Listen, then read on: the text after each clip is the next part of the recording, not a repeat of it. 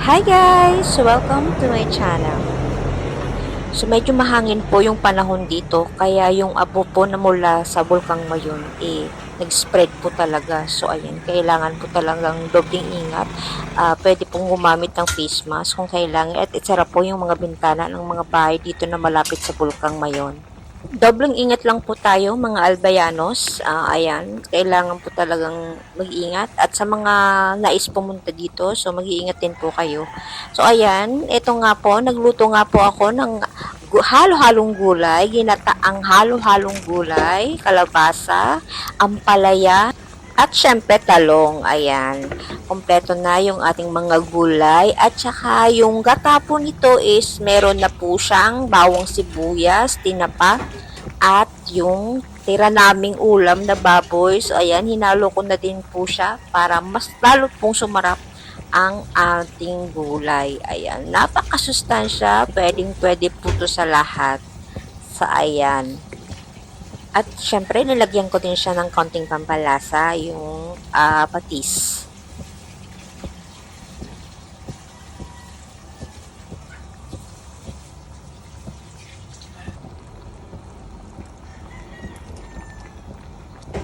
At ito na nga, inuhuli ko talaga yung talong kasi mabilis po siya maluto, mabilis po siya madurog. Kaya nung luto na po yung ibang mga gulay, hinalo ko na din pong huli yung ating talong. Ayan. Linagyan ko din pala siya ng siling haba. Ayan. Kung makikita nyo, green ang color ng siling haba na available sa bahay. Kaya ayan na lang ang linagay ko. Masarap po kasi siya na medyo maanghang. Ayan.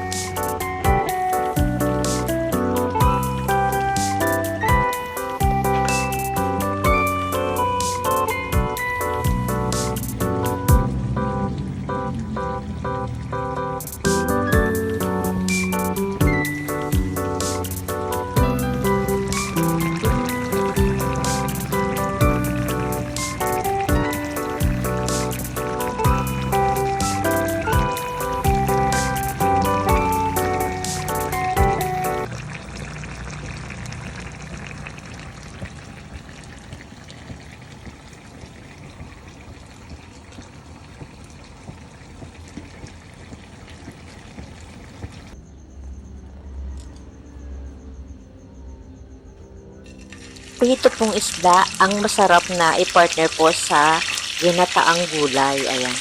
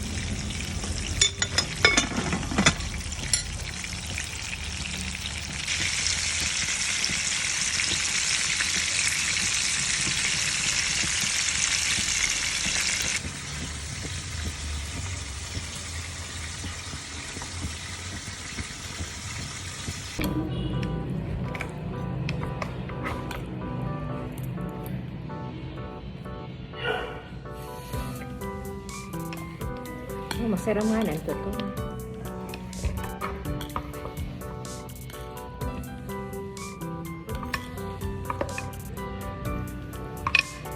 Dito. Na ako sa gusto kalayo kasi baka.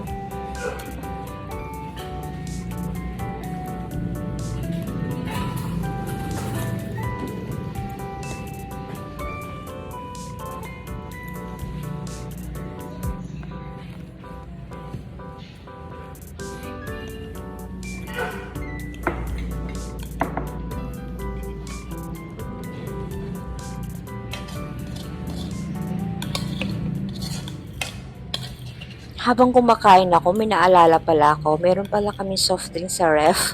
So ayan, bawal po yung dalawang bata na pamangkin ko dito kasi nga sinisipod sila. Sinikreto lang namin ni ate yung pagbukas ng cook para hindi nila mahalata. Kasi nga, yung pangalawa, alam na may soft drinks po sa ref. Kaya inaantay po talaga niya na uminom kami ng coke. Ayan. Medyo may sipon yung dalawang bata. Kaya linesin namin yung pagbigay sa kanila ng soft drinks na malamig. Tsaka matinis. So, para hindi masyadong lumala yung sipon nila at tubo.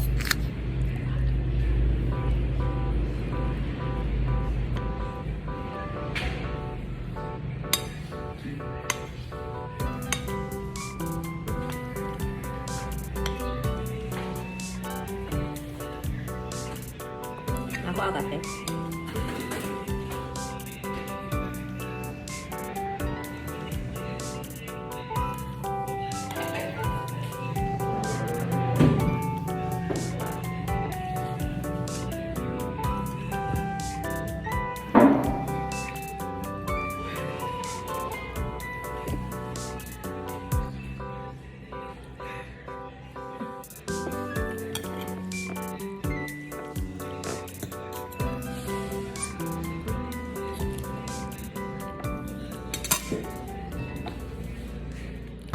So, ito na lang yung ginawa ko sa dalawang bata, yung chiffon cake. Ayan, ito yung paborito nilang kainin. So, parati nila tong request sa akin na i-bake sila ng chiffon cake.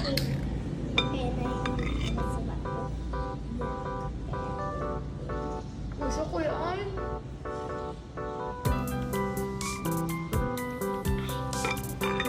Kain na lang! Go! Nice. Okay? Get one? No, two. Okay, slowly back mo muna. Okay. Next. Tita rin tumaya. Okay. Slowly. No.